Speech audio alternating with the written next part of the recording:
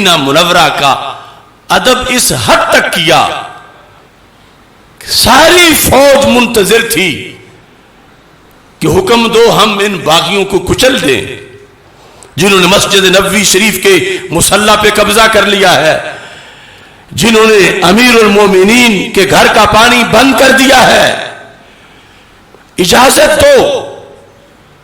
تو یہ تاریخ کی ایک منفرد مثال ہے کہ حاکم وقت کی فوج اس کی انگلی کے اشارے کی منتظر ہو اور وہ جام شہادت تو نوش کر لے مگر فوج کو لڑنے کا حکم نہ دے، یہ کہہ کر کہ میری جان چلی جائے تو کوئی بات نہیں، میں اس شہر کی گلیاں مسلمانوں کے خون سے آلودہ نہیں کرنا چاہتا جس میں کبھی میرے نبی علیہ السلام کے قدم لگے تھے۔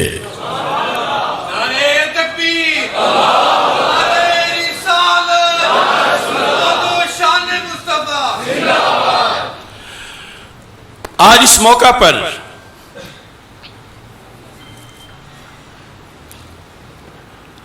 حالات میں روزانہ ایسے مسائل پیدا ہوتے ہیں کہ جن کا بر وقت تدارک ضروری ہوتا ہے۔ عید غدیر اور جشن غدیر کے لحاظ سے دو چیزیں سامنے آ رہی ہیں۔ اس میں کوئی شک نہیں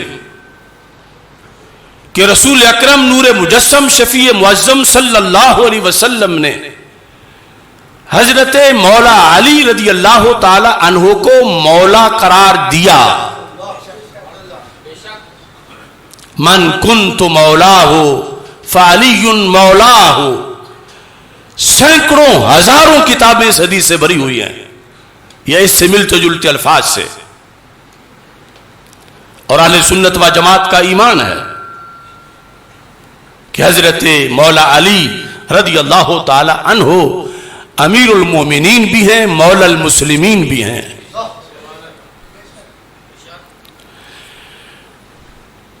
مگر وہ جو میں نے کہا تھا کہ کچھ لوگ ایسے زون میں آ چکے ہیں کہ داتا صاحب کا نام یا بورڈ لگا کے سواریاں گامے شاہ جا اتارتے ہیں، وہ تازہ عید غدیر منانے کے درپے ہے۔ یعنی جو کل کا دن تھا 18 ذو الحج، سوچنے کی بات یہ ہے کہ عید غدیر ہے کیا؟ عید غدیر کون منا سکتا ہے؟ ویسے تو اس پر میں مستقل انشاءاللہ سیمینار کر رہا ہوں، حدیث غدیر سیمینار، اور دور نہیں اسی منگل کو کر رہا ہوں، یعنی 3 اگست کو نماز عشاء کے بعد مرکز صراط مستقیم لاہور میں حدیث غدیر سیمینار۔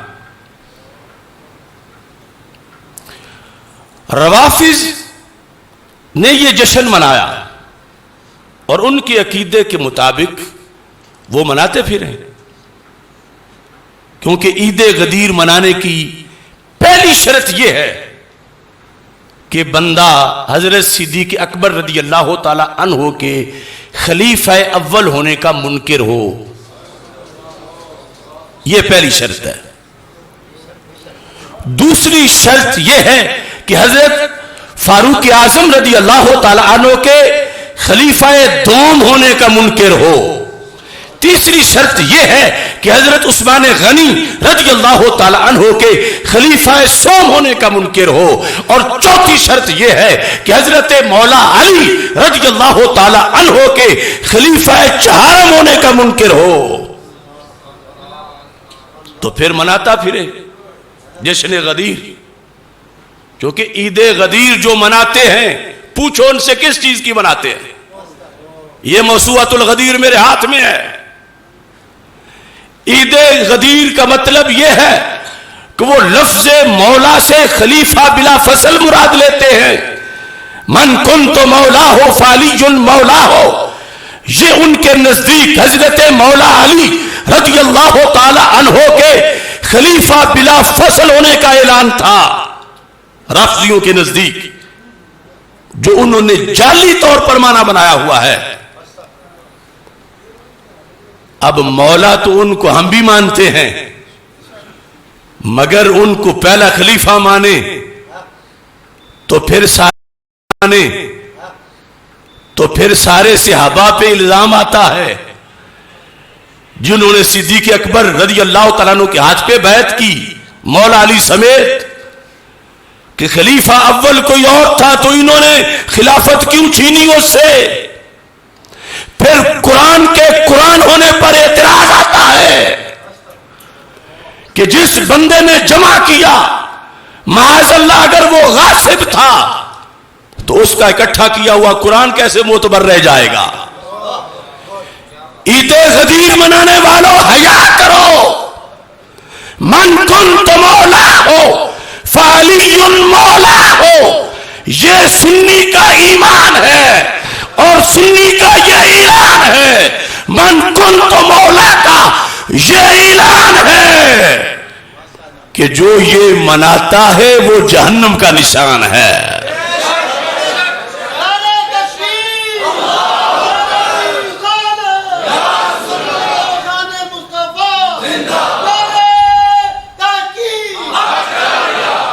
یعنی یہ ہم اس سیمینار میں بتائیں گے کب شروع ہوئی، کیوں شروع ہوئی، لیکن یہ موسوعۃ الغدیر میں لکھا ہے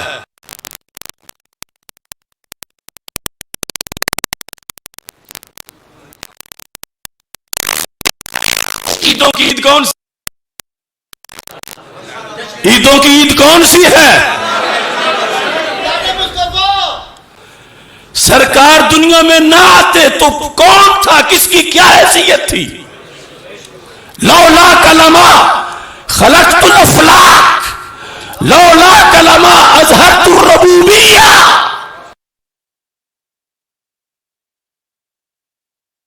امام اس موسوعۃ الغدیر کی پہلی جلد کے اندر یہ لکھتا ہے فلا غرفہ ان یسمیہ العلامۃ الامینی العید الاکبر،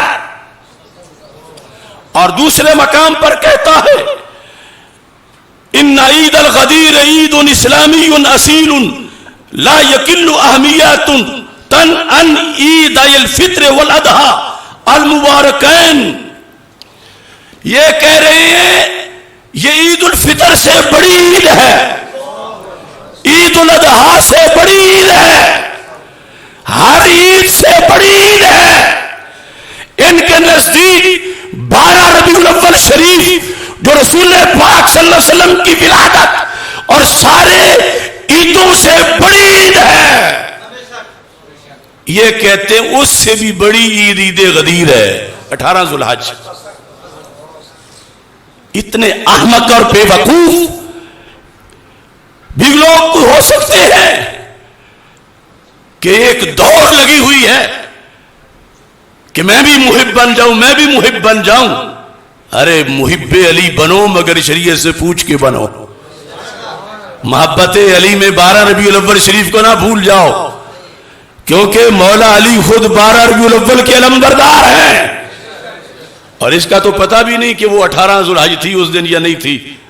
حدیث پر حق ہے، حدیث کا مطلب پر حق ہے، مگر اس سے روافض نے جو غلط مانا اس کا اخذ کر کے جو کچھ ڈھونگ رچایا وہ جھوٹ ہے، 100% جھوٹ ہے۔ اگر مجھ پہ اعتماد نہیں تو پیر میر علی شاہ صاحب کی کتابیں پڑھ لو۔ آج یہ بھی بڑا مسئلہ ہے، ہمیں کہیں گے یہ جو ملا ہے مولوی ہے تو سید کی بات پڑھو، بڑوں کی بات پڑھو، وہ بتاتے ہیں کہ حدیث غدیر کا مطلب کیا ہے، سبب کیا تھا، کس وجہ سے رسول پاک صلی اللہ علیہ وسلم نے اعلان کیا۔ فضیلت بہت بڑی ہے، مگر میرے نبی علیہ السلام نے غدیر خم کے مقام پر مولا علی رضی اللہ تعالیٰ عنہ کو ہرگز ہرگز ہرگز خلیفہ نہیں بنایا تھا۔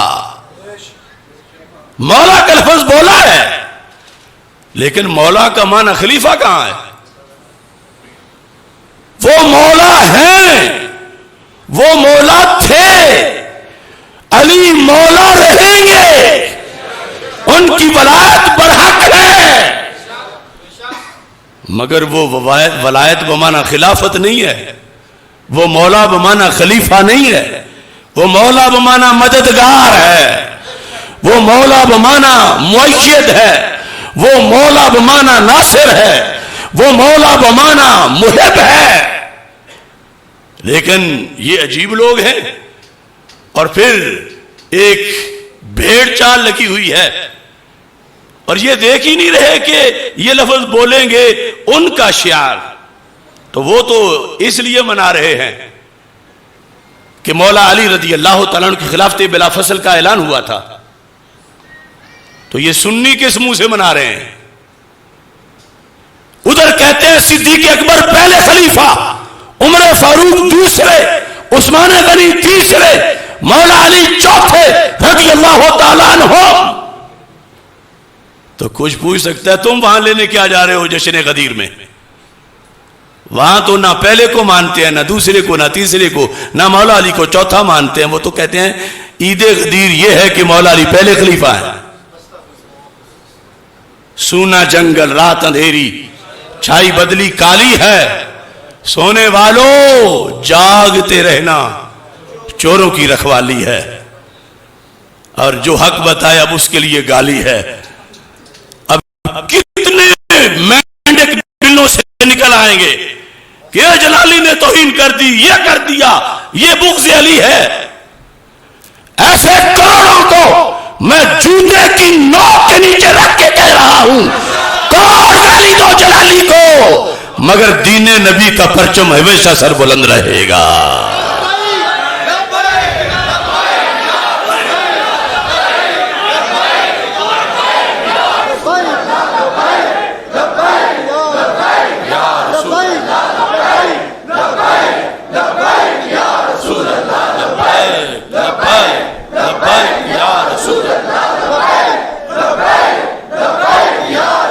ہم عظمت رسول کے، ہم شان اہل بیت کے، ہم عظمت اصحاب کے، ہم شان اہل بیت کے، ہم عظمت اصحاب کے۔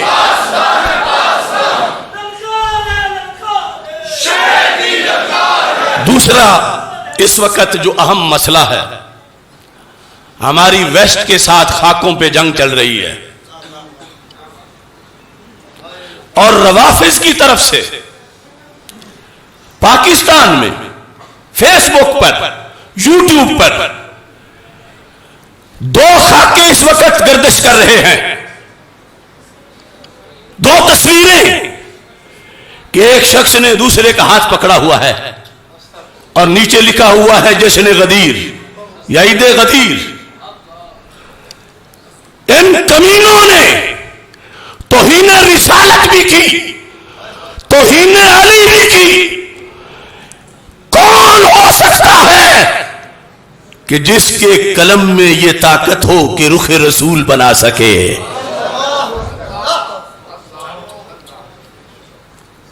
مولا علی کا چہرہ کوئی نہیں بنا سکتا، میرے نبی کا کون بنا سکتا؟ حسین ہیکل نے جب کتاب لکھی سیرت پر، اور اس میں معراج النبی صلی اللہ علیہ وسلم کی سٹوری، اس سیرت کے اس حصے کے اندر اس نے ایک تصویر بنائی کہ ایک شخص سواری پہ اسے سوار کیا جا رہا ہے، یہ ظاہر کرنے کے لیے کہ سرکار براق پہ بیٹھ رہے ہیں۔ تو پوری دنیا کھڑی ہو گئی کہ تم نے یہ توہین رسالت کی ہے کہ ان لکیروں کو، اس تصویر کو تم اللہ کا نبی قرار دے رہے ہو۔ میرا مطالبہ ہے پاکستان کے اداروں سے فوری طور پر 295C کے تحت ان رافضی گماشتوں کو گرفتار کر کے سولی پہ چڑھایا جائے۔ جو خاکے بنا رہے ہیں اور ہر طرف وہ چل رہے ہیں، کوئی پوچھنے والا ہی نہیں۔ کس مرض کا علاج ہے یہ ادارے، یہ چغل خور ٹولہ کیا صرف علماء حق کی چغلیوں کے لیے ہے؟ قبر میں جواب دینا ہوگا تمہیں۔ یہ جتنے پیج، جتنی آئی ڈی سے یہ خاکے اس وقت شیئر کیے جا رہے ہیں یا فلیگ اس نے لگائے ہیں، سارے توہین رسالت کے مرتکب ہوئے ہیں، اور ان سب کو پکڑ کر پھانسی پہ لٹکا کر ساتھ مطالبہ کرو کہ فرانس کے سفیر کو نکالا جائے اور فرانسی صدر وزیر اعظم ملعون کو پھانسی دی جائے، ورنہ یہ تو ہمارا یہ فرائض میں سے بڑا فرض ناموس رسالت کا جو ہے، یہ تو غیروں کو اس توہین کی دلیلیں دے رہے ہیں۔ وہ کہیں گے ہم نے بنائے ہیں تو تم نے بھی بنائے ہوئے ہیں، یہ دیکھو تم نے ایک شخص کو علی بنایا ہے، دوسرے کو نبی بنایا ہے، اور جو نبی ہے اس نے علی کا ہاتھ پکڑا ہوا ہے، اور یہ غدیر خم میں اعلان ہو رہا ہے۔ لہذا ارباب حکومت جہاں انہیں جلن ہوتی ہے جب انہیں کوئی گالی دیتا ہے، تو تم پتی کیا پتی کا شوربہ، کیا حیثیت ہے تمہاری کرسیوں کی، اس ذات کے ادب کے لیے نکلو جن کی کرسی بھی اللہ کے عرش پر ہے۔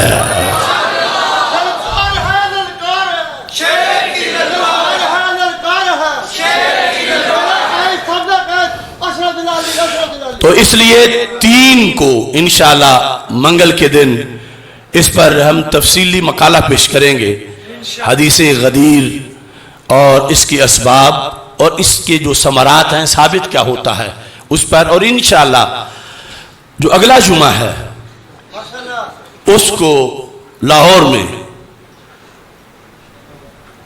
جو ڈومیسٹک وائلنس بل پاس ہوا ہے سینٹ سے،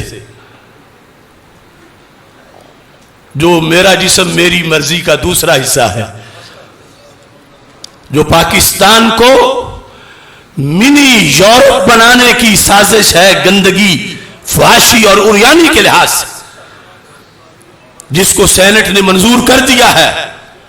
اب اگلے مرحلے میں پھر اس کو قومی اسمبلی میں پیش کیا جائے گا، اس سے پہلے اب وہ نظریاتی کونسل کے پاس ہے۔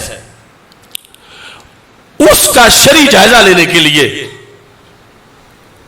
اگلے جمعے کو انشاءاللہ لاہور میں گھریلو تشدد بل سیمینار کا انعقاد کیا جائے گا، چونکہ ہماری ڈیوٹی ہے ملت کی کشتی میں جو جس طرح کا بھی سراغ کرے اس کا ہاتھ پکڑا جائے، خواہ وہ بد اعتقادی کا کرے یا بد عملی کا کرے۔ تو جب تک جان میں جان ہے انشاءاللہ اذان پر اذان ہے، اور مسلسل یہ سلسلہ جاری رہے گا۔ اللہ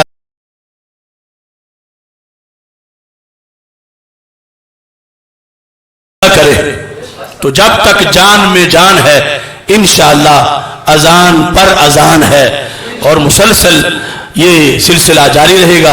اللہ اذان پر اذان ہے، اور مسلسل یہ سلسلہ جاری رہے گا۔ اللہ کیا جائے گا، چونکہ ہماری ڈیوٹی ہے تو جب تک جان میں جان ہے انشاءاللہ اذان پر اذان ہے۔